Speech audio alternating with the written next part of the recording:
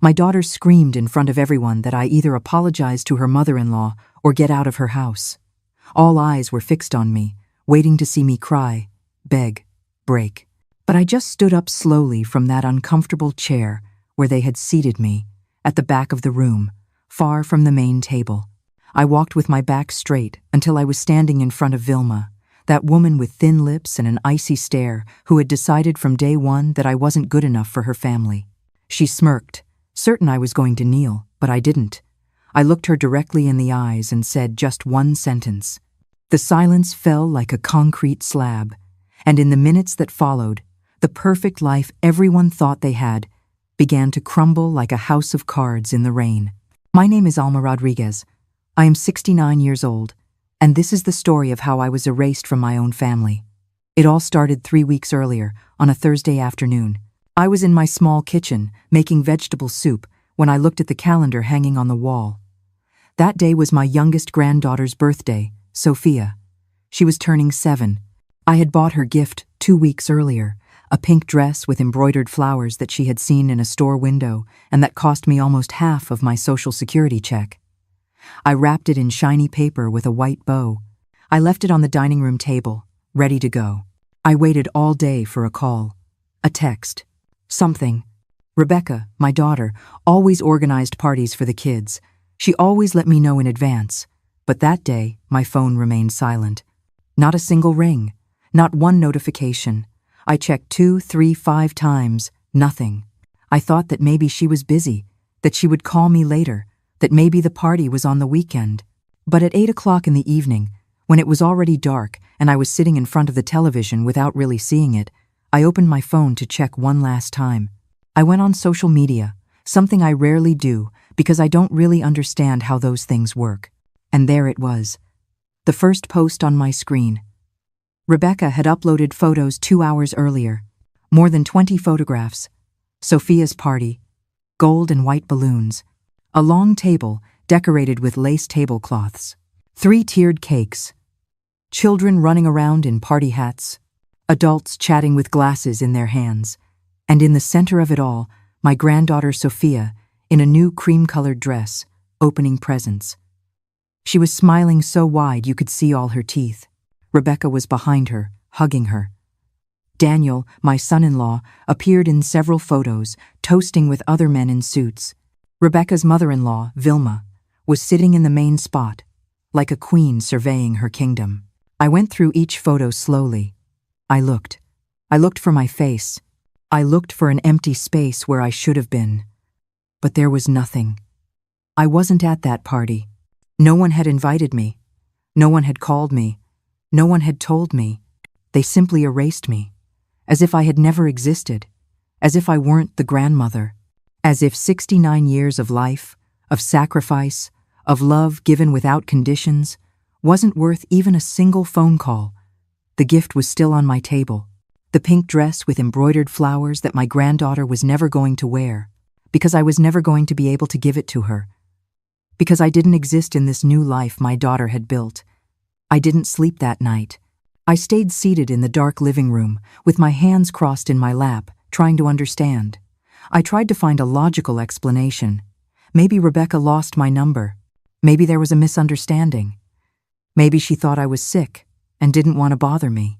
I looked for every possible reason to justify the unjustifiable. But deep down, in that place where we keep the truths we don't want to accept, I already knew this wasn't a mistake. It was a decision. The next day, I called Rebecca. Ring after ring, nothing. I sent a text message, something that's very hard for me because my fingers are clumsy with those little keys. I wrote, letter by letter, "Honey, I saw the pictures from Sophia's party. Why didn't you tell me?" 4 hours passed before she responded. Just 2 words. "Sorry, Mom." Nothing more. No explanation. No call.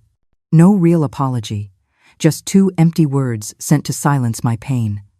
I tried calling her again that week. And the next. Always busy. Always in a hurry. Always with a perfect excuse. "I'm in a meeting, Mom. The kids have classes. Daniel has an important engagement." Every sentence was another brick in the wall they were building between us. Then I started to remember. To see clearly things I had ignored before, I started to notice a pattern, a sequence, a silent strategy of exclusion that had been going on for months, maybe years, right in front of my eyes without me wanting to see it. Last Christmas, for example, Rebecca told me they would spend the holidays at her in-laws' house in the neighboring city. She said it was more comfortable for the children, that the house was bigger, that Vilma had already organized everything. I spent Christmas Eve alone, eating Christmas cookies in front of the television, watching old movies. Meanwhile, they were eating turkey and toasting with champagne under decorative lights. I knew because, again, the photos appeared on social media. Everyone was there. The perfect family, except for me. I also remembered Mother's Day from that year. Rebecca sent me flowers by delivery, red roses with a printed card that said, "For the best mom." But she didn't come to see me. She didn't call me. We didn't even share a coffee, just soulless flowers and a voiceless card. Meanwhile, I found out later. That same day, she had organized a lunch at a fancy restaurant. Vilma, Daniel, the children, and several relatives from his side were there. A big celebration. Only that celebration was for the other mother, not for me. And 6 months ago, when my oldest grandson, Matteo, turned 10, they told me the party had been canceled because the boy was sick. Rebecca texted me that morning. "Matteo has a fever, Mom. There won't be a party. We'll celebrate another day." I made homemade chicken soup and went to her house to bring it. I rang the doorbell. No one answered. I insisted. Silence. I left the thermos with the soup at the door and left, worried. 2 days later, I saw the photographs. Matteo was never sick. The party happened. In a private event hall.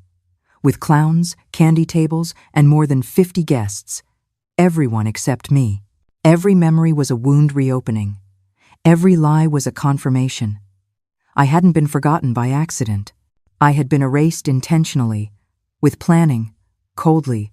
And now, sitting in my empty living room, with the phone turned off on the table and the undelivered gift stored in the closet, I finally accepted it. My daughter no longer wanted me in her life, and someone else had taken my place. The memories started coming like waves, one after another, each one clearer than the last. And with each one, the truth became sharper, more painful, more impossible to deny. I remembered the day Rebecca introduced me to Daniel. It was 12 years ago. She came to my house radiant, holding the hand of a tall man in an impeccable suit and a polite smile. "Mom, this is Daniel," she told me with an excitement I hadn't seen in her in years. I welcomed them with coffee and homemade bread. Daniel was kind. We talked about a little bit of everything. I liked him. But 2 weeks later, when Rebecca came to visit me alone, I noticed something different about her. She was nervous. She was biting her lower lip, just like when she was a little girl and had done something wrong. Finally, she spoke. "Mom, Daniel's family is different. They have money, lots of properties. His mother, Vilma, is very strict about appearances." I nodded, not quite understanding where she was going. Then she continued, "Maybe it would be better if, when you come to visit me, you let me know beforehand, just so I'm prepared." Prepared. That word hung in the air. Prepared for what? I didn't say it at the time, but now I understood. Prepared to hide me. Months later came the wedding. A grand ceremony in an elegant hall that cost more than $30,000, according to what I heard people commenting. I was there, of course, but they sat me at a table in the back, near the kitchen, next to people I didn't know. The main table was for Daniel's family. Vilma presided like an empress, in a pearl-colored dress and a necklace of real pearls. The groom's parents, the important aunts and uncles, the cousins, everyone there, in the place of honor, and me, the mother of the bride, hidden where no one could see me too much. Rebecca stopped by my table only once during the entire night. She gave me a quick kiss on the cheek and said, "Thanks for coming, Mom," as if I were just another guest, as if I weren't the woman who brought her into the world, the woman who worked double shifts at the textile factory for 15 years to pay for the private school she wanted to attend, the woman who sold the only gold ring she had, an inheritance from my mother, to buy her her first car when she turned 18. But that night I said nothing. I smiled, I clapped. I took photos when they asked me to. And at the end, when everyone left, I took the bus back home while they got into a white limousine heading to the 5-star hotel where they would spend their first night as husband and wife. Then came the first grandchild, Mateo. When Rebecca called me from the hospital to tell me he had been born, I cried with happiness. I took a cab, something I almost never do because it's expensive, and went straight to meet him. He was tiny, red, with his fists clenched. Perfect. I stayed for 2 hours. I held Mateo. I sang him a lullaby that my grandmother used to sing to me. Rebecca smiled tiredly from the bed. Everything seemed fine. But when it was time for the official visit, Daniel and Vilma came in with a bouquet of white roses so large it barely fit through the door. Vilma looked at me, and her expression changed. She didn't say anything directly, but her language was clear. I was in the way. I stood up, gave Rebecca a kiss, and left. No one asked me to stay. During Mateo's first year of life, I would go visit him every 2 weeks. I always brought something. A toy.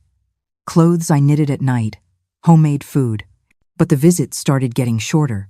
Rebecca always had something to do.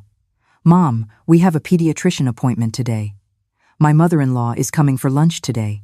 Daniel has a business dinner tonight, and I need to get ready. Little by little, my visits went from every 2 weeks to once a month. Then, every 2 months.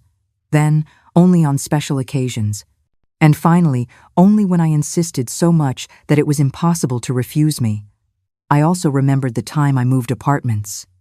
3 years ago. The building where I lived was going to be demolished, and I had to find another place. It was an exhausting process for a woman my age. Heavy boxes. Old furniture. Memories of a lifetime packed into bags and cardboard. I asked Rebecca for help. Honey, could you come over this Saturday? Even for just a few hours. I can't do all this alone. It took her 2 days to answer my message. When she did, it was brief. Mom, this weekend is Mateo's soccer tournament. I can't miss it, but I can send you money to hire someone. She sent me $200. I hired 2 young men from the neighborhood who helped me carry the things. They were kind and quick, but they weren't my daughter. They weren't the little girl I carried in my arms. The girl I taught to walk, to read, to dream. That girl now paid me with money, so she wouldn't have to come. And while I was unpacking alone in my new apartment, smaller and darker than the last, I saw on social media that Rebecca had posted photos of the tournament, Mateo in his uniform, Daniel clapping from the stands. And Vilma, always Vilma, sitting in the front row with a thermos of coffee and a blanket over her legs. Everyone supporting the boy. All together. All happy. A perfect family with no space for me. There was another moment that came back to my memory with brutal clarity.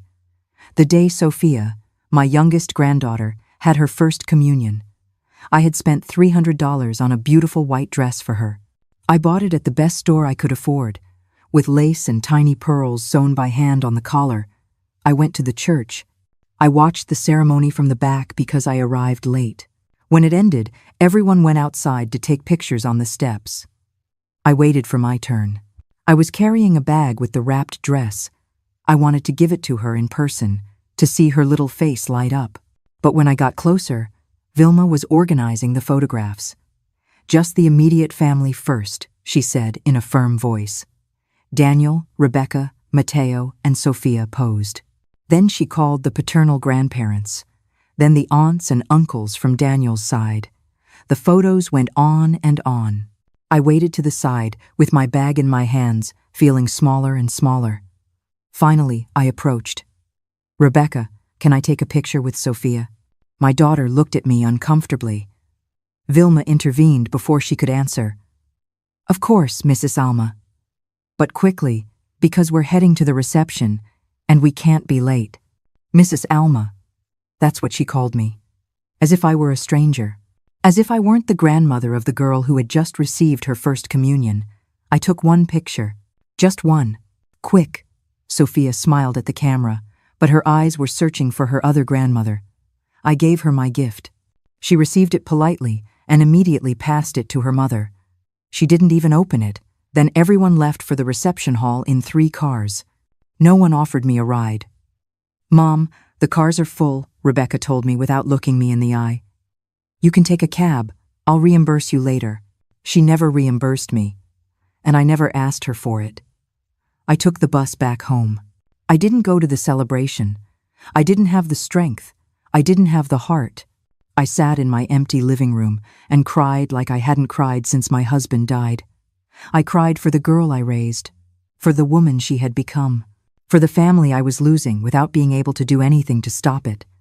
All those memories now made sense. They weren't coincidences. They weren't misunderstandings. They were pieces of a plan. A silent, methodical plan to erase me, to replace me, to act as if I had never existed in the life of my daughter and my grandchildren. And the architect of that plan had a first and last name, Vilma Mesa, the woman who, from the beginning, saw in me everything she despised: poverty, simplicity, humble origins, working hands instead of soft hands, a woman who arrived on foot instead of in a car, a woman who didn't know how to use the correct silverware at formal dinners, a woman who was not worthy of being near her perfect family. And my daughter, my own blood, had chosen Vilma's side.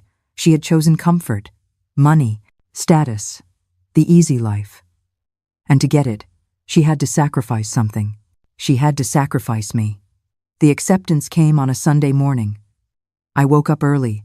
As always, I made coffee. I sat by the window of my small living room and looked at the empty street. Everything was quiet. And in that silence, I finally stopped making excuses. My daughter had erased me. Not by accident, not by oversight, but by choice. Because my presence was inconvenient. Because I didn't fit into the perfect world she had built with Daniel and his family. Because Vilma had decided I wasn't good enough, and Rebecca had accepted that sentence without protest. I didn't cry. I had no tears left. I just felt an enormous weight in my chest, as if someone had placed a stone on my heart and I couldn't remove it. Breathing became difficult, not from illness, but from the emotional burden of accepting that the person I loved most in this world no longer wanted me in her life. I picked up my phone. I turned it on. I opened the photo gallery. There they all were. Rebecca as a baby in my arms. Rebecca on her first day of school. Rebecca on her graduation day, hugging me tight and whispering in my ear, "Everything I am is thanks to you, Mom." Rebecca at her wedding, in that white dress that cost $8,000 and that I admired from afar. Rebecca holding newborn Mateo while I looked over her shoulder. Every photo was a memory of what we were, of what we no longer were. I closed the gallery. I turned off the phone, and I made a decision. I was no longer going to beg. I was no longer going to grovel for a place in my daughter's life. I was no longer going to send messages hoping for replies that never came. If she had decided to erase me, I was going to accept it. But not silently, not without understanding why first, not without knowing the whole truth. I spent the next few days in a strange calm. It wasn't peace. It was more of a cold resignation. I got up every morning. I made my breakfast. I did my chores. I went for a walk in the park as I always did, but I was doing everything on autopilot. My body was moving, but my mind was somewhere else. It was processing. It was digesting the abandonment. One afternoon, while cleaning my small closet, I found an old shoebox on the top shelf. I carefully took it down. Inside were letters. Letters Rebecca wrote to me when she was a teenager and went to a summer camp. It was 5 days away from home, but she wrote to me every single one of those days. I opened the first letter. Her handwriting was round and clear. "Mom, I miss you so much. The food here isn't like yours. Last night I dreamed I was at home eating your empanadas. I love you, Rebecca." I read the second, and the third. They all said the same thing in different ways. How much she missed me. How much she needed me. How much she loved me. What happened to that girl? Where did that love go? At what point did I stop being important to her? I put the letters away again. I closed the box. I returned it to the shelf. And in that moment, I knew I needed answers. I couldn't live with the doubt. I couldn't just disappear without knowing what really destroyed the relationship with my daughter. That night, I made a decision. I was going to watch. I was going to listen. I was going to pay attention to everything I had ignored before. And if there was something else behind all of this, something darker, something deeper than just the influence of a manipulative mother-in-law, I was going to find it out. I started by checking social media more carefully, not to torture myself by looking at photos of the happy family, but to look for patterns, details, things that didn't add up. And it didn't take me long to find something strange. In Rebecca's recent posts, there was a man who appeared frequently. It wasn't Daniel. It was someone younger, maybe 35 years old, dark hair, always well-dressed. In one photo, he was in the backyard of Rebecca's house during a barbecue. In another, he was at Mateo's birthday. In one more, he appeared in the background of a family photo taken at the beach. I read the comments. No one asked who he was, as if everyone knew him, as if it were normal for him to be there. I zoomed in on one of the photos. The man had his hand resting on Daniel's shoulder. They seemed close, friends, maybe business partners. I filed that information away in my mind. I didn't know if it meant anything, but it was a detail, and details matter. I also noticed something else. In several recent posts, Vilma appeared wearing new jewelry, a diamond necklace, large gold earrings, a watch that looked very expensive. And in a photo where they were all dining at a fancy restaurant, I saw that Daniel was wearing a different watch too, one that probably cost more than what I earned in an entire year. Where was all this money coming from? Daniel had a good job. I knew that. He was a manager at a real estate firm. But enough for thousands of dollars in jewelry and brand-name watches? Maybe so. Maybe I was just looking for problems where there were none. But something inside me wasn't convinced. There was something that didn't add up. Something my gut told me I should investigate. 2 weeks passed. I continued my silent routine. I didn't call Rebecca. I didn't send messages. I didn't beg for attention. I just watched from afar, like a ghost in my own family's life. And then, something happened that changed everything. It was a Tuesday afternoon. I was watering the plants on my small balcony when my apartment doorbell rang. I wasn't expecting anyone. I rarely had visitors. I carefully walked down the stairs and opened the door. In front of me was a man, tall, about 50 years old. He was wearing dark pants and a white shirt. He was holding a manila envelope in his hand. He looked at me seriously. "Mrs. Alma Rodriguez?" he asked in a deep voice. "Yes, that's me," I replied, feeling my heart start to beat faster. "My name is Roberto Vargas. I'm a private investigator." He paused. "I need to talk to you about your son-in-law, Daniel, and about the Mesa family." I stood frozen. The air seemed to have stopped. The man in front of me didn't seem dangerous. He seemed tired. He seemed like someone carrying heavy information who needed to share it. "What do you mean?" My voice came out weaker than I expected. Roberto looked from side to side, as if checking that no one was listening. "Can we talk inside? It's important. And I'd prefer this conversation to be private." I hesitated. I didn't know this man. He could be anyone. But something in his eyes told me he was serious, that what he had to tell me was real, and that it was probably going to change everything I thought I knew. I opened the door completely and let him pass. Roberto entered my small living room. He looked around briefly and then sat on the sofa when I indicated he should. I sat across from him, in my usual chair by the window. My hands were trembling slightly. I clasped them in my lap to control them. "Mrs. Alma," Roberto began, placing the manila envelope on the coffee table between us. "3 months ago, a businessman's wife hired me to investigate her husband. She suspected he was involved in shady dealings. During that investigation, I uncovered a money laundering network involving several people, and one of those people is Daniel, your son-in-law." I felt as if I had been punched in the stomach. "What are you saying? Daniel isn't just a real estate manager, ma'am. He's part of an operation that uses shell properties to launder money from illegal sources, and the matriarch behind it all is Vilma Mesa. She coordinates everything. Daniel is just a piece in her game." I couldn't breathe. The words were entering my ears, but my brain refused to process them. "No, it can't be. Rebecca, my daughter." "Your daughter probably knows nothing," Roberto said in a softer voice. "Or at least she didn't until recently. But Vilma knows. and she has been building this operation for years. The money you see in the jewelry, the cars, the big house, it doesn't just come from Daniel's honest work. It comes from illegal transactions. He opened the envelope. He took out several documents, photographs, records, names and numbers that I didn't fully understand, but that looked official. They looked real.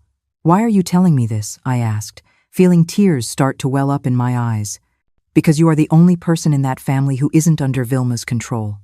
You are the only one who can do something without her finding out immediately." "And why?" He paused.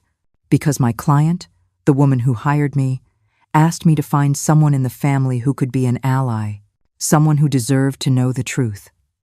I remained silent, looking at the documents on the table, looking at the proof that my daughter's perfect life was a lie built on crimes. And suddenly, it all made sense. The exclusion, the distancing, Vilma pushing me away from Rebecca. It wasn't just about classism. It was about control. It was to make sure I didn't discover what was happening. It was to keep me far away from the truth. "What do you want me to do?" I finally asked. Roberto looked at me intently. "That's up to you, Mrs. Alma. I just came to deliver the information. What you do with it is your decision." Roberto left the manila envelope on my table. He stood up slowly, as if the weight of what he had just revealed exhausted him too. He gave me a card with his name and a phone number.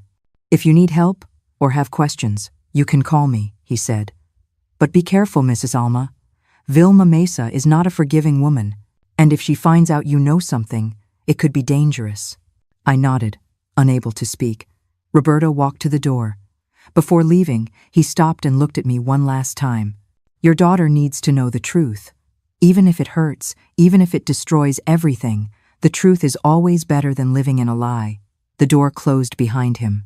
I was left alone in my living room, staring at the envelope as if it were a bomb that could explode at any moment. Hours passed before I could move. Finally, as the sun began to set and the room filled with shadows, I turned on the lamp and opened the envelope completely. I took out everything inside: legal documents, photographs of properties, bank records, names of shell companies, and in the midst of it all, photographs of Daniel meeting with men who were clearly not normal real estate clients. One photo showed Daniel handing an envelope to a rough-looking man in a building's parking garage. Another showed Vilma leaving a bank with a woman who, according to Roberto's notes, was known for her connections to organized crime. There were also documents showing bank transfers. Enormous amounts. $50,000, $100,000, $200,000, moving from one account to another, from one company to another, all connected in some way to Vilma or Daniel. And then I saw something that chilled my blood. Among the documents was a property deed, a house, registered in the name of Rebecca Rodriguez, my daughter, the house where she lived with Daniel and the children. But the purchase date didn't match what she had told me. She told me they had bought that house 5 years ago, with a bank loan and their savings.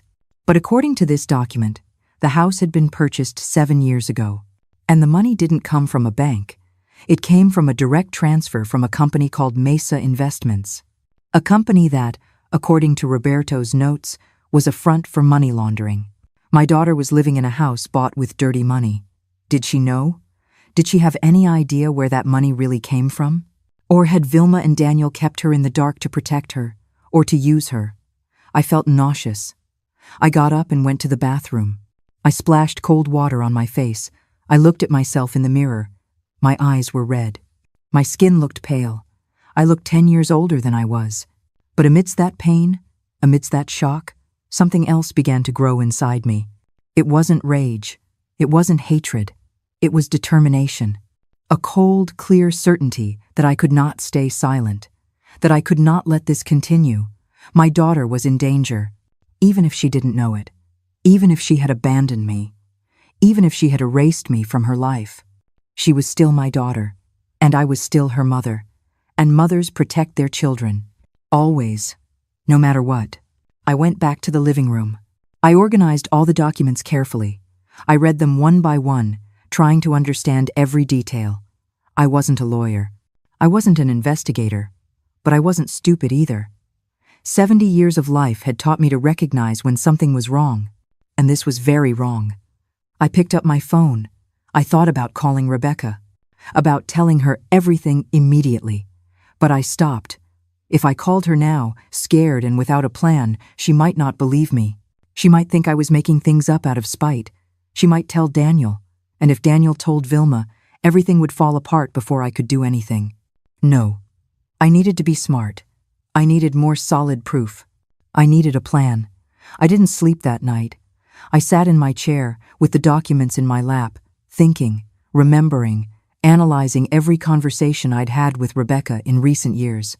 Every time she mentioned money, every time she talked about Daniel's investments, every time she mentioned Vilma and her financial advice. The next day, early in the morning, I called the number Roberto had given me. He answered on the third ring. "Mrs. Alma," he said, as if he had been expecting my call. "I need more information," I said, without greetings or pleasantries. "I need to know exactly what's happening. Everything, every detail."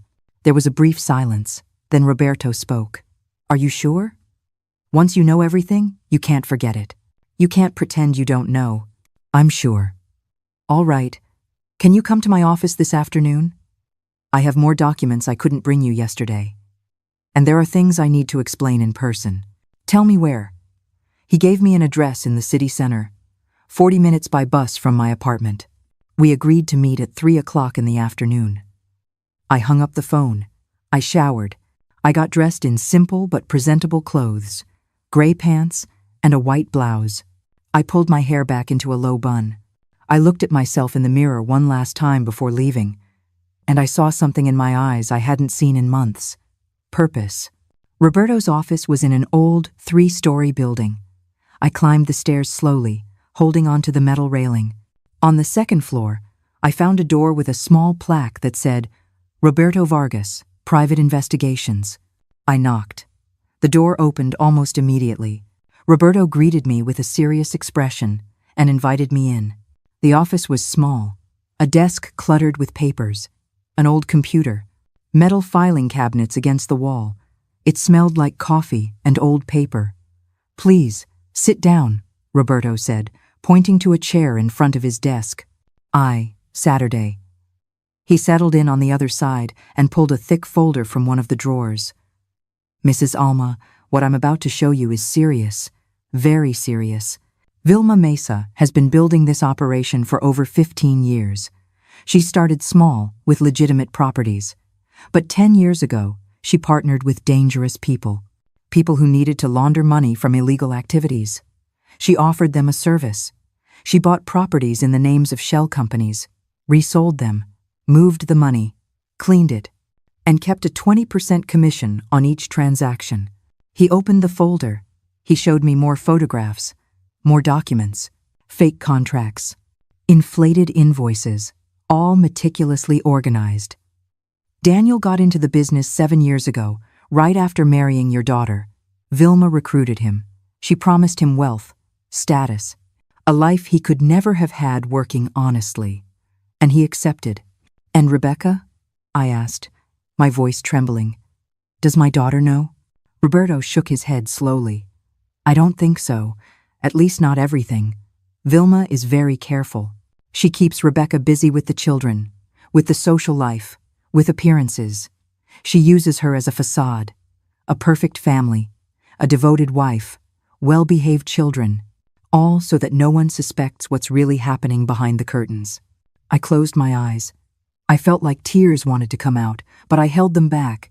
It wasn't the time to cry. It was the time to act. "What can I do?" I asked. "How can I protect my daughter?" Roberto looked at me with something resembling compassion. "First, you need copies of all this. I'll give you a USB drive with all the digital information. Keep it in a safe place. Second, you need direct evidence.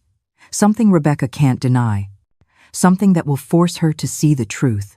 How do I get that?" "That," Roberto said, "requires you to go into the house, to look, to find the documents that Daniel surely keeps in his private office.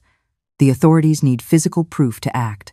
And I can't enter that house, but you can. You're the grandmother. You have a reason to be there. I fell silent, processing, understanding what he was asking of me. Go into my daughter's house, search in secret, steal documents, betray her trust, even though she had already betrayed mine first. How much time do I have? I asked. Not much. My sources tell me the authorities are close, very close. If they catch Daniel and Vilma before Rebecca knows the truth, she could get trapped too. She could lose everything. The children could be left without parents. You have to act fast. I took a deep breath. I felt the weight of that responsibility fall onto my shoulders, but I also felt something else, a clarity I hadn't had in a long time. All right, I said finally. I'll do it. Roberto handed me a small USB drive and a handwritten list of the specific documents I should look for. Invoices, contracts, transfer records, anything with the Mesa Investments letterhead or with Vilma's signature. Be careful, he warned me, as I put everything in my purse. If Daniel or Vilma suspect anything, they could act fast, and not in a kind way. I left that office with my heart beating so hard I could hear it in my ears. The bus ride back felt endless. Every red light, every stop, every minute that passed was another minute to plan what I had to do. I got to my apartment as the sun was beginning to set. I sat in my chair by the window and took out my phone. I looked at Rebecca's name in my contacts. My fingers trembled over the screen. Finally, I gathered the courage and dialed. Ring. 2, 3, 4. I thought she wouldn't answer, but on the 5th ring I heard her voice. Mom? She sounded surprised. I hadn't called her in weeks. Hi, honey, I said, trying to keep my voice steady. How is everyone? Fine, busy, as always. Did something happen? No, nothing bad. I just wanted to hear your voice. And I paused, preparing the words I had rehearsed on the bus. I was thinking, I'd like to see the kids. It's been a long time. Could I visit them tomorrow? Just for a little while. Bring them something to eat. There was an uncomfortable silence on the other end. I could imagine her biting her lip, looking for an excuse. Tomorrow is complicated, Mom. Mateo has practice, and Sophia has her piano lesson. Then the day after tomorrow, or whenever you can. Please, Rebecca, I just want to see them for a moment. I let my voice sound tired, vulnerable. I wasn't acting. I truly felt that way. Another silence, then a sigh. All right, the day after tomorrow. But just for a little while, okay? Daniel has an important meeting in the afternoon, and I need the house to be quiet. Thank you, honey. I promise I won't be any trouble. We hung up. I stared at the phone in my hand. 2 days. I had 2 days to prepare, to plan every move, to make sure that when I entered that house, I could get what I needed without raising suspicion. I barely slept that night. I mentally reviewed the layout of Rebecca's house. I had only visited a few times, but I remembered the basics. The large living room, the modern kitchen, the stairs leading to the 2nd floor, and upstairs, the hallway with the bedrooms, the kids' rooms, the master bedroom, and at the end of the hall, Daniel's office. That room where he spent hours with the door closed, according to what Rebecca had told me once. That's where I had to go. That's where the documents were. The proof. The truth. The next day, I went to the market. I bought ingredients to make empanadas, Mateo and Sophia's favorite. I also bought natural juice and some fruit. Everything seemed normal. A grandmother preparing food for her grandchildren. No one would have guessed what I was really planning. I spent the whole afternoon cooking. My hands worked automatically, kneading, filling, sealing each empanada with care. But my mind was elsewhere, going over the plan again and again, looking for flaws, anticipating problems. The day arrived. I woke up at 6 in the morning. I showered. I dressed in comfortable clothes, black pants and a soft, cream-colored blouse. I combed my hair back. I put the USB drive in the inner pocket of my purse, along with my phone on silent mode. At 10 in the morning, I was on the bus heading to Rebecca's house. The trip took 40 minutes. I used that time to calm my nerves, to breathe deeply, to remind myself why I was doing this. I arrived at 10:50. The house was in a quiet suburban neighborhood, large houses with manicured lawns, expensive cars parked in the driveways. A world completely different from mine. I rang the doorbell. I heard quick footsteps approaching. The door opened, and there was Sophia, my youngest granddaughter. Her hair was in 2 pigtails. She was wearing a yellow dress with flowers. "Grandma!" she shouted with genuine excitement. She threw herself into my arms. I felt my heart break. How long had it been since she hugged me like that? "Hello, my love," I said, kissing her head. "I missed you so much."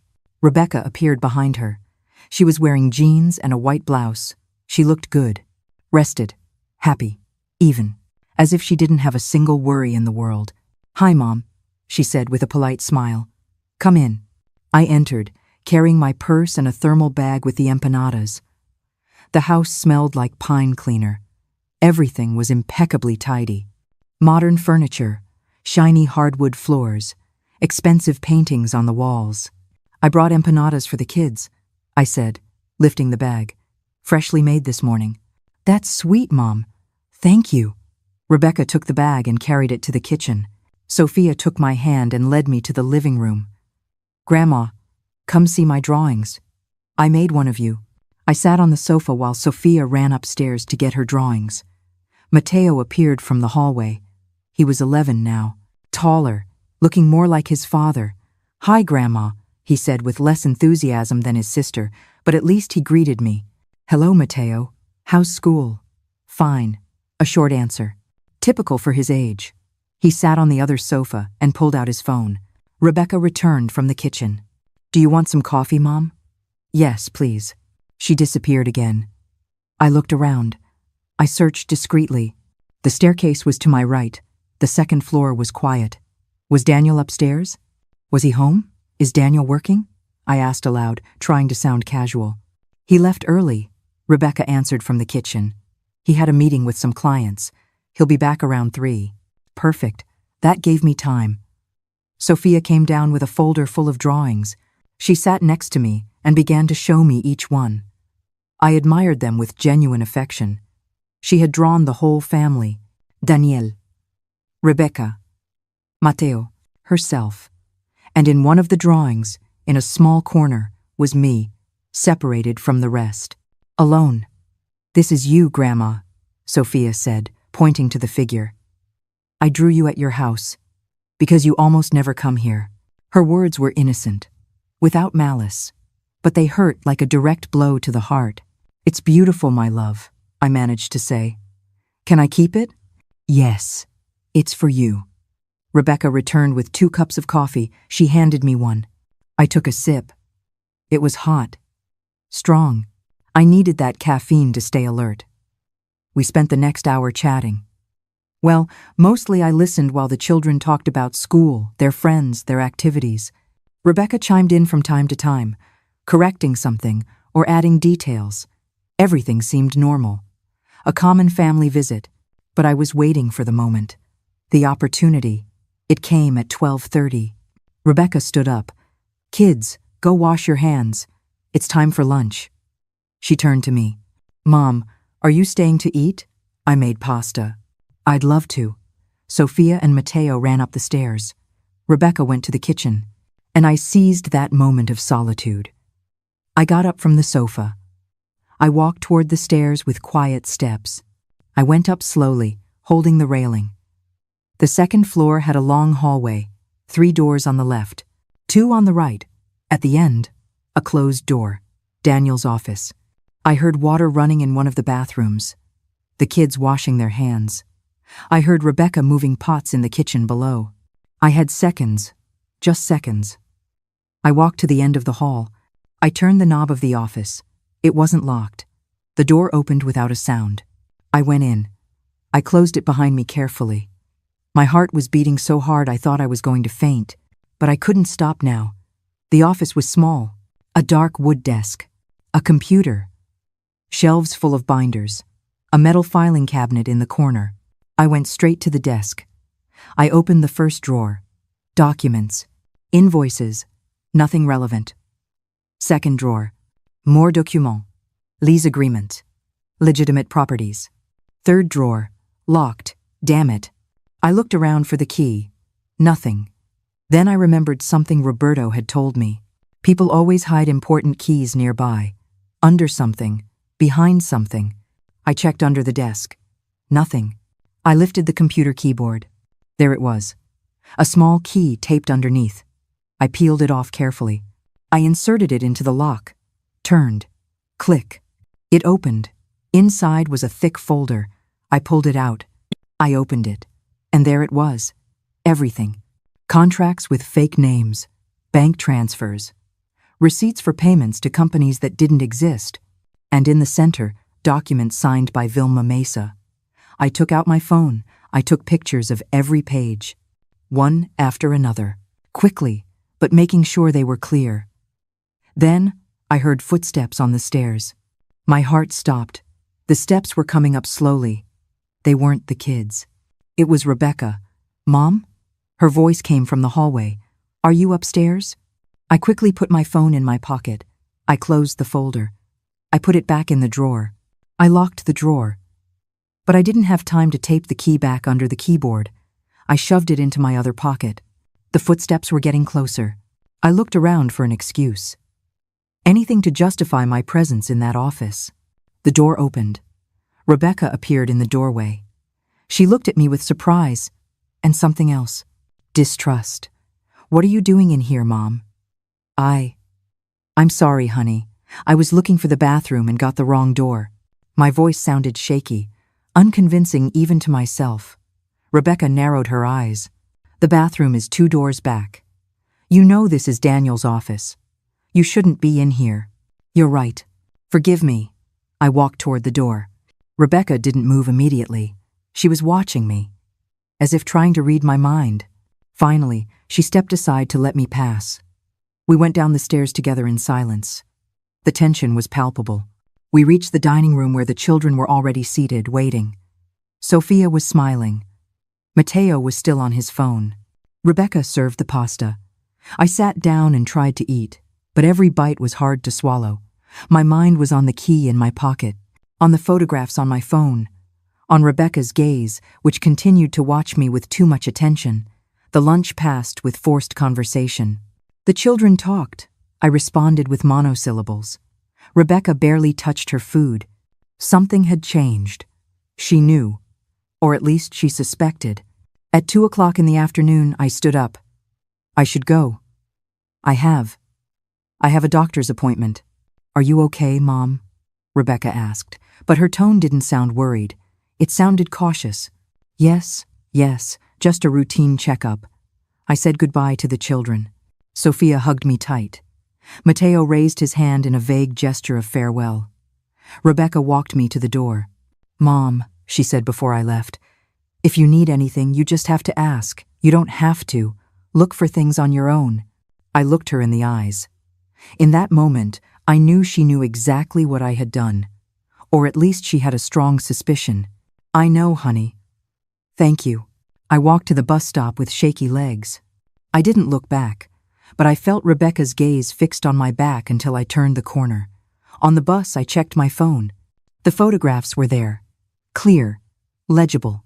Sufficient proof of everything Roberto had told me. But now, I had another problem. Rebecca suspected.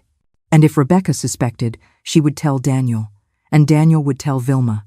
I had to act fast. Faster than I had planned. I got to my apartment at 3:30. I immediately called Roberto. He answered on the first ring. "I got the photos," I said without preamble, "but my daughter suspects something. She found me in Daniel's office." "Damn it," Roberto muttered. "All right, send me the photos right now. All of them. I'll pass them to the authorities, but you need to prepare for what's coming." "What do you mean?" "I mean, if Vilma finds out you were snooping, she's going to want to neutralize you, and your daughter is going to have to pick a side. I hope she picks the right one." He hung up. I sat there with the phone in my hand, processing his words. Neutralize me. What did that mean, exactly? Threats? Something worse? I sent all the photographs to Roberto by message. Then I backed them up on the USB drive he had given me. I hid the USB drive inside an old shoebox in the back of my closet, under clothes I never wore. The next 2 days were the longest of my life. I waited. I checked my phone constantly. I waited for Rebecca to call, for Daniel to show up at my door, for someone to do something, but everything was silent. Then, on the third day in the morning, my phone rang. It was an unknown number. I answered with my heart racing. Mrs. Alma Rodriguez? A woman's voice. Formal, official. Yes, this is she. This is Detective Marta Chavez from the State Police. I need you to come down to the station. We have some questions about a case you might have relevant information on. I ran out of air. What case are you talking about?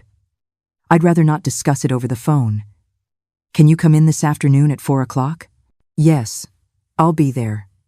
She hung up. I sat motionless. This was real. It was all happening. The authorities were acting. And I was in the middle of it all. At 3:30, I left my apartment. I took the bus downtown. The police station was a gray, 4-story building. I walked in with my legs trembling. I identified myself at the front desk. They asked me to wait. 15 minutes later, a woman in her 40s, with short hair and a dark suit, appeared. Mrs. Rodriguez? I'm Detective Chavez.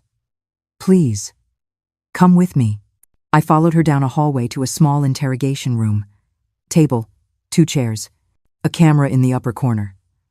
I sat down. The detective sat across from me. Mrs. Rodriguez, 3 days ago we received information about a money laundering network. That information included photographs of very specific documents. Documents that only someone with access to Daniel Danes' private office could have obtained. She looked at me intently.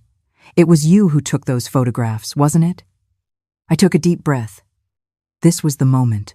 There was no turning back. Yes, it was me. Why? Because my daughter is married to that man. Because her children are growing up in a house built with dirty money. And because someone had to do something before she got trapped in this too. The detective nodded. She pulled out a folder. She opened it. Inside were copies of the photographs I had taken, along with other documents I didn't recognize. Thanks to your information, we were able to obtain a search warrant. We entered the house this morning. Daniel Dane and Vilma Mesa were arrested 2 hours ago. We found enough evidence to charge them both with money laundering, fraud, and conspiracy. I felt the air leave my lungs. And my daughter, Rebecca? Your daughter will not be charged. After questioning her, we determined that she had no real knowledge of the illegal activities. She was in shock when we arrived, but legally, she's clean. Where is she now? Where are the children? At the house, with social services supervising temporarily until the legal situation is resolved. The children are fine. Scared, but fine. I covered my face with my hands. I didn't know whether to cry from relief or pain. My daughter was legally safe, but her life had just exploded into 1,000 pieces. Mrs. Rodriguez, the detective continued in a softer voice, you did the right thing. I know it doesn't feel like it right now. I know you probably feel like a traitor. But you saved your daughter and your grandchildren from something much worse. Can I see her? Can I see Rebecca? The detective hesitated. She specifically asked not to see anyone for now. She's processing everything. Give her time. I nodded. I stood up with difficulty. My legs barely supported me. What happens now? Now we prepare the case. Daniel and Vilma will face trial. Probably prison. The illegally acquired properties will be seized. And your daughter will have to rebuild her life. It won't be easy. But at least it will be an honest life. I left the police station in a daze. I had done what I had to do, but I didn't feel victorious. I just felt a huge emptiness in my chest. I got to my apartment after dark. I sat in my chair by the window. I looked at the illuminated city outside. And for the first time in weeks, I cried. I cried for my daughter, for my grandchildren, for the family that had been shattered, for the pain that was coming, but I also cried with relief, because the truth had finally come to light. And even though it hurt, even though it destroyed everything, the truth was always better than living in a lie. Now all that was left was to wait for Rebecca to be ready to listen, to understand, to, perhaps, forgive. 5 days passed with no news, 5 days in which my phone remained silent. 5 days in which every minute felt like an hour. I continued my routine mechanically. I got up. I made coffee. I looked out the window. I waited. Then, on the 6th day in the afternoon, my phone rang. It was Rebecca. My hand trembled as I answered. "Honey, Mom." Her voice sounded broken, tired. "I need to see you. Please, come to the house. Tonight, at 7. Are you sure?" Please, Mom. I need to understand all this." She hung up before I could reply. I stared at the phone. This was what I had been waiting for, but now that the moment was here, fear paralyzed me. What would she say? Would she hate me? Could she ever forgive me? At 6:30, I left my apartment. The bus ride gave me time to prepare mentally, but no amount of preparation was enough for what I was about to face. I arrived at the house at 5 minutes to 7. There was an unfamiliar car parked outside. The living room lights were on. I rang the doorbell with my heart pounding in my throat. Rebecca opened the door. She looked haggard, eyes red and swollen, hair pulled back carelessly.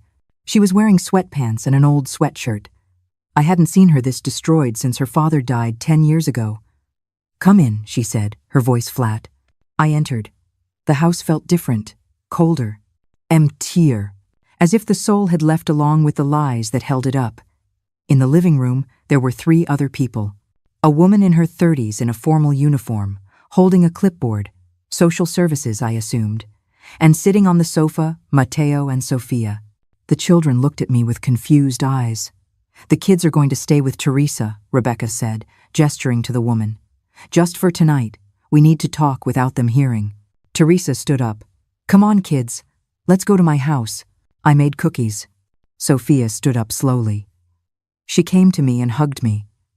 "I love you, Grandma," she whispered. "I love you too, my love," I replied, my voice breaking. Matteo walked past me without saying anything, but I saw in his eyes that he was scared too, confused, looking for answers that no one had given him yet. The 3 of them left. The door closed. And then we were alone. Rebecca and I, mother and daughter, face to face after years of emotional distance. But this time, with no masks, no pretenses, just the raw truth between us. Rebecca collapsed onto the sofa. I sat in the armchair across from her. The silence was so thick I could feel it pressing against my skin. Finally, she spoke. "The police told me it was you, that you took the photos, that you gave them the information that led them to arrest Daniel and Vilma." I didn't deny it. There was no point. Yes, it was me. "Why, Mom? Why did you destroy my family?" Her words were like knives, but I remained calm. "I didn't destroy your family, Rebecca. It was already destroyed. You just didn't know it. You were living in an illusion built on stolen money and lies. That didn't give you the right to." Her voice broke. Tears began to roll down her cheeks. "That didn't give you the right to stick your nose into my life, to come into my house like a thief, to betray my trust." "Your trust?" I felt something inside me break. "What trust, Rebecca? You erased me from your life years ago. You excluded me from your children's parties. You lied to me. You hid me. You treated me as if I were an embarrassment. And now you talk to me about trust?" Rebecca put her face in her hands. It was a heartbreaking sound, the sound of a woman finally facing all the truths she had been avoiding. "I didn't want to do that to you," she said through her tears. "But Vilma, she convinced me that you didn't fit in, that the kids needed a different environment, that if I wanted this family to succeed, I needed to let go of certain things from the past. Was I a thing from the past? Your own mother? I don't know, Mom. I don't know." I was confused. Daniel promised me a life I had never had, a life without worries, without debts, without struggling. And Vilma seemed to have all the answers. She made me believe she knew best, that she could teach me to be the perfect wife, the perfect mother. And little by little, without realizing it, I left you out. But the kids. Rebecca. Sofia doesn't even really know me. Matteo barely speaks to me. How could you let that happen? "Because I'm a coward," she suddenly shouted. "Because instead of defending my own mother, I chose comfort. I chose money. I chose not to make waves. And now everything has gone to hell, and I don't know how to fix any of it. She got up from the sofa. She walked to the window.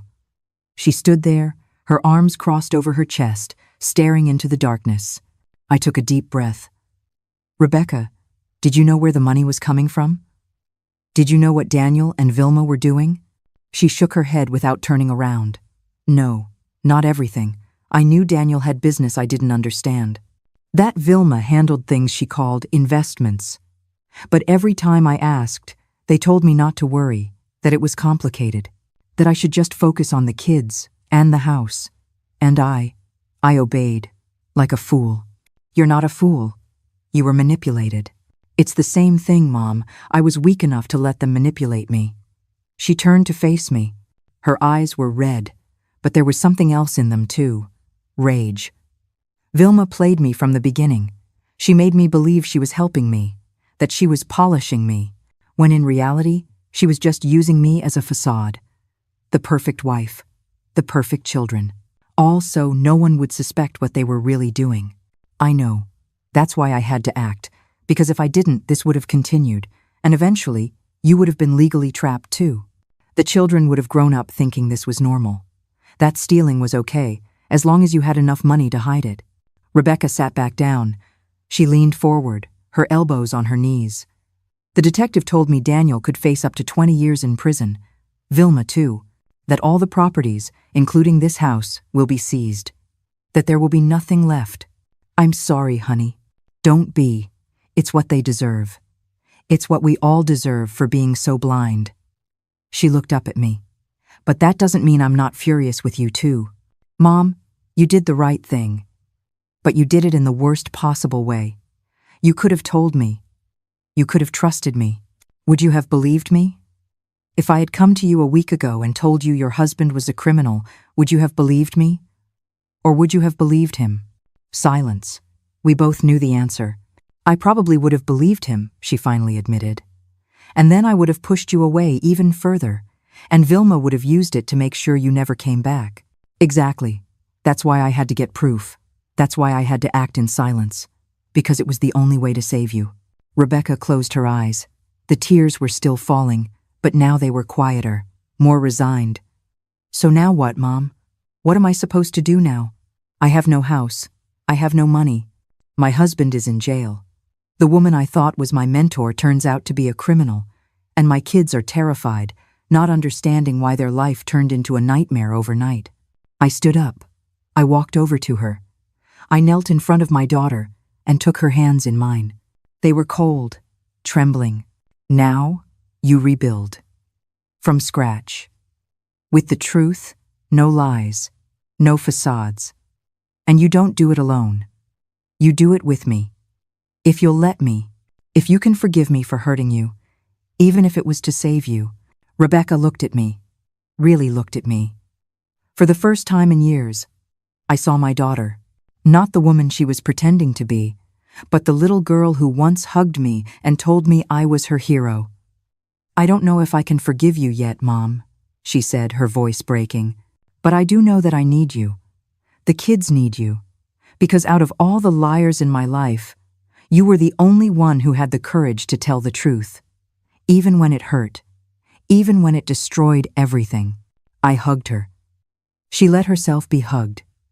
And there, in that empty living room of a house that would soon no longer be hers, we cried together, for everything lost, for everything that was broken, but also for the chance to start over. For real this time. 3 weeks after the arrest, Rebecca and the children moved into my apartment. It wasn't large, it wasn't luxurious, but it was honest. And right then, that was the only thing that mattered. The house they lived in was seized by the authorities. Everything inside it, too. The expensive furniture, the designer clothes, the toys. All bought with dirty money. All lost. Rebecca was only able to take the kids' basic clothing and a few personal items that had no monetary value. Photographs, drawings, memories from when life still made sense. The first few days were difficult. Mateo was angry at the world. He didn't want to talk. He didn't want to eat. He would lock himself in the small room he now shared with his sister and stare at the wall for hours. Sophia cried at night. She asked for her dad. She asked why they didn't live in their house anymore. She asked if she had done something wrong. Rebecca tried to explain it to them in words they could understand. That their dad had made mistakes. That sometimes adults do bad things without thinking about the consequences. That none of this was their fault. But words weren't enough to heal the pain of two children who had just watched their world explode. I did what I could. I cooked their favorite meals. I read them stories before bed. I sat with Matteo in silence when he didn't want to talk. I held Sophia when she woke up crying in the middle of the night. Small gestures that couldn't fix everything, but that at least showed them they weren't alone. Rebecca got a job at a coffee shop 2 blocks from my apartment. It wasn't much. $9 an hour. 8-hour shifts on her feet, serving coffee and cleaning tables. Nothing like the life of luxury she had had. But it was honest money, and that meant everything. I watched her leave every morning at 6 in her simple uniform and her hair pulled back. She returned at 3 in the afternoon with swollen feet and a tired body. But she never complained. She never said it was unfair. She just did what she had to do. One afternoon, while she was resting on the sofa after work, I sat next to her. "I'm proud of you," I told her. She looked at me, surprised. "Why?" "I lost everything, Mom. I'm a failure." "No, you're a survivor. And that's much more valuable than any big house or expensive car." She didn't reply, but I saw her eyes well up. She put her head on my shoulder, like when she was a little girl. And we stayed like that, in silence, as the sun began to set outside. The trial for Daniel and Vilma was scheduled for 6 months later. Rebecca would have to testify, not as a defendant, but as a witness. The lawyers explained that her testimony was important, that it would help establish the pattern of manipulation, that it would show how Vilma controlled everything from the shadows. "I don't know if I can do it," she told me one night while the kids were sleeping. "I don't know if I can stand up in front of Daniel and tell everyone how blind I was." "You can," I assured her, "because you're not the same woman you were a month ago. That woman was afraid of the truth. You're not anymore." Little by little, the children began to adapt. Matteo started talking more. Not much, but at least he would answer when asked something. Sophia became intensely attached to me. She followed me all over the apartment. She wanted to help me cook. She wanted me to teach her to sew like I knew how. She wanted to learn everything her other grandmother had never taught her. One afternoon, while we were making cookies together, Sophia asked me, "Grandma, why was Grandma Vilma mean?" I paused. I chose my words carefully. She wasn't mean, my love. She was just confused. She thought money was more important than family. And when you think like that, you do things that hurt the people you love. You'll never hurt us. Never on purpose, my sweet. And if I ever do by accident, I promise I will ask for your forgiveness. She seemed satisfied and continued kneading the dough with her small, flour-covered hands. Rebecca began to heal, too, slowly. She sought professional help. A free therapist at a community clinic. She went twice a week. At first, she didn't want to talk about those sessions. But after a few weeks, she started to share. "The therapist says I was a victim of psychological abuse," she told me one night. She says Vilma used control and manipulation tactics typical of abusers, that she intentionally isolated me from you to have more power over me. And how does knowing that make you feel? Confused. Because on one hand, it's a relief to know I wasn't crazy, that I really was being manipulated. But on the other hand, it makes me angry with myself for being so weak, for not seeing what was happening. You weren't weak, you were human, and humans make mistakes. The important thing is that now you're awake, now you see the truth. 2 months passed. Life in my small apartment became routine. It wasn't perfect. There were hard days, days when money was tight, days when Matteo had outbursts of anger, days when Sophia woke up screaming from nightmares, days when Rebecca cried in the bathroom so the kids wouldn't hear her. But there were good days, too. Days when we had breakfast together, laughing about something silly. Days when Matteo taught me something new he had learned in school. Days when Sophia hugged me and told me I was the best grandma in the world. Days when Rebecca came home from work and thanked me for everything with tears in her eyes. One afternoon, a certified letter arrived. It was from the state attorneys. Inside was a check for $15,000. Compensation for being an indirect victim of fraud. It wasn't much compared to everything lost, but it was something. Rebecca looked at the check in disbelief. "We don't deserve this." "Yes, you do," I said firmly. "This doesn't fix the past, but it can help with the future. Use it wisely." She nodded. With that money, Rebecca was able to pay 3 months' rent in advance on a small apartment for herself and the kids. She didn't want to be a burden on me anymore, even though I told her 1,000 times she never was. She also bought new clothes for the children, school uniforms, supplies, basic things they needed. The day they moved into their own apartment was bittersweet. On one hand, I was happy to see her independent again. On the other, it hurt that they wouldn't be sleeping in the next room anymore. "It's not goodbye, Mom," she told me as she packed the last boxes. "It's a see you later. We're going to come visit you all the time, and you're going to come to our house whenever you want. In fact, I want you to come over for lunch every Sunday," the kids insisted. I smiled through tears. "I'll be there, always." Mateo hugged me before he left. It was quick, awkward, but real. "Thanks, Grandma," he muttered. Sophia cried. She didn't want to leave. She wanted to stay with me. I had to promise her I'd see her the next day to calm her down. When they left, my apartment felt empty. But it wasn't the same emptiness as before. It wasn't the emptiness of loneliness and abandonment. It was simply the silence of a home that had served its purpose. A temporary refuge that had protected them while they healed. And now they were ready to fly again. I sat in my chair by the window. I looked outside. The sun was setting, painting the sky in oranges and pinks, and for the first time in a long time I felt at peace. I had lost years with my daughter. I had been excluded and forgotten. I had had to betray her trust to save her. I had destroyed the life she knew to give her the chance to build a new one. It hadn't been easy. It hadn't been pretty. But it had been necessary. And now, finally, we had the chance to be a real family. Not perfect, not rich, not free of problems, but real, honest, true. And that, I discovered, was worth more than any big house or bank account full of dirty money. That was worth everything. 6 months later, the day of the trial arrived. Rebecca got dressed in a simple suit we had bought together at a thrift store.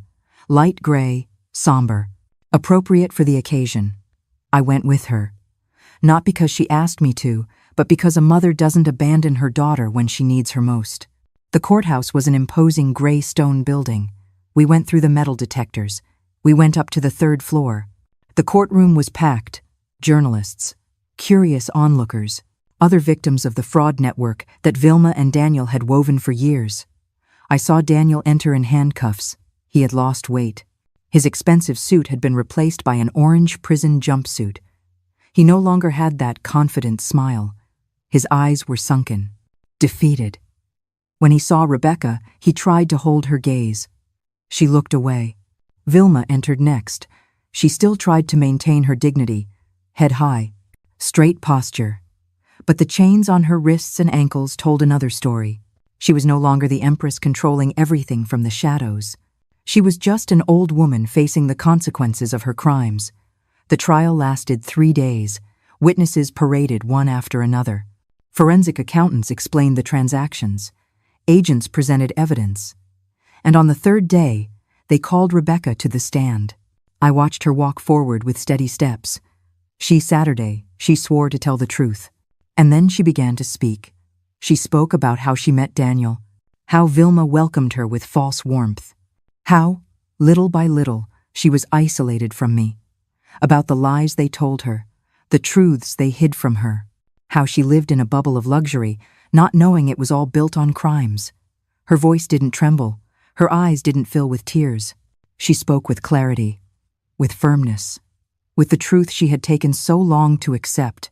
When she finished, the defense attorney tried to discredit her. "You expect us to believe you knew nothing? That you lived in that house for years without ever suspecting?" Rebecca looked him directly in the eye. Yes, because that's exactly what happened. I was manipulated, controlled, kept in the dark intentionally. And when my mother tried to show me the truth, I was too blind to accept it, but she didn't give up on me. She saved me, even though it meant I would hate her for it. That is true love. Something you clearly don't understand. The judge slammed his gavel, calling for order. The lawyer sat down. Rebecca stepped down from the stand and returned to her seat next to me. She took my hand. She squeezed it hard. 2 weeks later, the verdict came. Guilty. On all charges. Daniel was sentenced to 18 years in prison. Vilma to 25. The remaining properties were seized. The bank accounts frozen. Everything they had built with lies and crimes was dismantled. Rebecca didn't cry when she heard the sentence. She just nodded. She closed her eyes for a moment. And then she stood up to leave the courthouse. I followed her. Outside, under the afternoon sun, she took a deep breath. "It's over," she said. "It's finally over." "Yes," I replied. "Now the new part begins." The following months were about slow but steady reconstruction.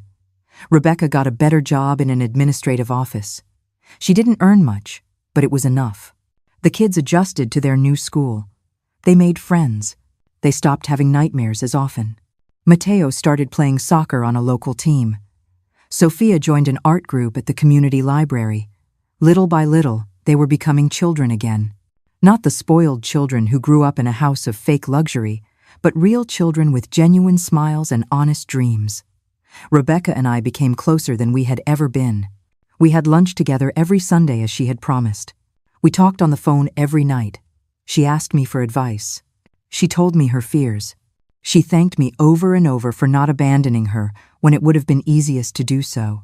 One Sunday afternoon, while the kids were playing in the park near my apartment, Rebecca and I sat on a bench. The sun was shining softly. There was a cool breeze. Everything was calm. "Mom," she said suddenly, "I need to tell you something I've been holding on to for months." I looked at her, paying attention. "Tell me. Forgive me. For all those years. For excluding you. For choosing Vilma over you. For making you feel like you weren't enough when you were the only real thing I had. Forgive me for being so blind, so stupid, so cruel." The tears finally came. They rolled down her cheeks as she spoke. I took her hands in mine. "I already forgave you, honey. I forgave you the day I saw you face the truth without running away. I forgave you when you put on that coffee shop uniform and went to work with your head held high. I forgave you when you hugged your children and told them everything would be okay, even when you didn't believe it yourself. You are already forgiven." She leaned toward me. She rested her head on my shoulder. She cried like she hadn't cried in months. And I held her. Just as I held her when she was a baby. Just as I held her when she was learning to walk and would fall. Just as I held her when her father died. As I would always hold her, no matter what. When she calmed down, she sat up. She wiped her tears with the back of her hand. She smiled. A small but real smile.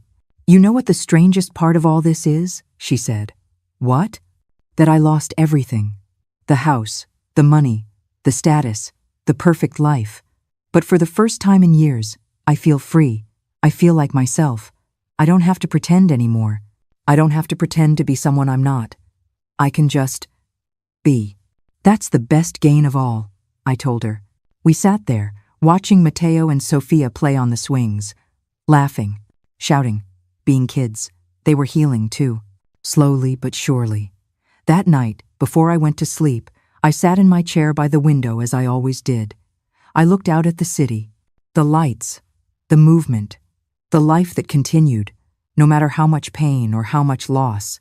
I thought about everything that had happened, about how I had been erased, about how I had to destroy my daughter's life to save her, about how the truth, though painful, was always better than the most comfortable lie. And I realized something important. It wasn't revenge that moved me. It wasn't hatred for Vilma or Daniel. It was love, a mother's love, the kind of love that doesn't give up, that doesn't get tired, that does the hard thing because it's the right thing, that sacrifices its own comfort for the well-being of its children, That love had sustained me during the years of exclusion. It had given me the strength to act when it would have been easier to stay silent. It had guided me through every difficult decision. And now, that same love gave me peace, because I knew I had done the right thing. Not the easiest way, not the prettiest way, but I had done it. My daughter was safe.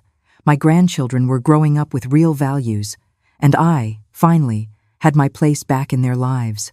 Not as a shadow in the background, not as a shameful secret, but as their grandmother, as Alma Rodriguez, a 69-year-old woman who had lived long enough to know that true love sometimes requires impossible decisions. And if I had to do it all over again, I wouldn't change a thing, because in the end, the truth had set us all free. I closed my eyes, I took a deep breath, and I whispered into the silence of my small apartment. I did it. I saved my family, and it was worth every tear, every sacrifice, every moment of pain. And somewhere in my heart, I knew it was true. Now I ask you, those of you listening, have you ever felt like they tried to erase you from your own story? That the people you loved most left you in oblivion? Did you have to make impossible decisions to protect those you loved? Tell me your stories, because they all deserve to be heard. Because no mother, no father, no grandfather or grandmother should be forgotten by the people they helped create. We all deserve to be remembered. We all deserve true love, and we all deserve the truth, even when it hurts. Thank you for listening. Thank you for being here. And always remember, true love isn't comfortable, it's brave. Did you enjoy my story? What a journey it has been. I truly wonder, what would you have done if you were in my shoes? Would you have chosen silence to keep the peace, or would you have done what I did to reclaim your dignity? Let's meet in the comments below. I'm so curious to hear your thoughts. I'm reading every single one. Which city are you listening from tonight? If my story resonated with you, you can support me and help me bring more stories like this to the world by sending a super thanks. Your sweet support means the world to me and allows me to continue this journey with all of you. On the screen now, you can see 2 new life stories that I highly recommend you watch next. There are so many more on my channel, each with its own lessons and triumphs. Don't forget to subscribe and click the notification bell so you never miss a new chapter. Thank you for being here with me. Until the next story, with love and respect.